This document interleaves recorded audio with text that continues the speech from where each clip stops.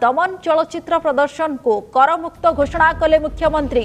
ओडिशा सरकार मलेरिया निराकरण कार्यक्रम उपरे निर्मित चलचित्र दमन प्रदर्शन को मुख्यमंत्री संपूर्ण टिकस मुक्त घोषणा करिसेंती।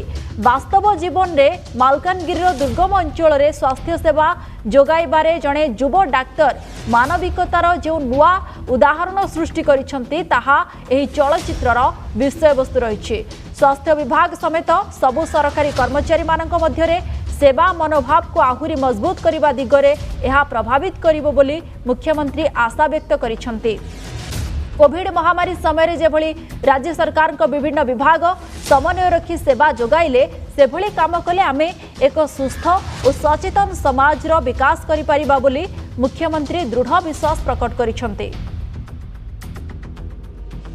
बड़ खबर वर्तमान समय दमन चलचित्र प्रदर्शन को करमुक्त घोषणा करिसेंती मुख्यमंत्री। ओडिशा सरकार मलेरिया निराकरण कार्यक्रम उपर निर्मित यह चलचित्र दमन प्रदर्शन को मुख्यमंत्री संपूर्ण टिकस मुक्त घोषणा करिसेंती एवं वास्तव जीवन में मालकानगिरी दुर्गम अंचल में स्वास्थ्य सेवा जोगाइबारे जड़े युव डाक्तर मानविकतार जो नुआ उदाहरण सृष्टि करिसेंती ताहा एही चलचित्रर विषय वस्तु रही।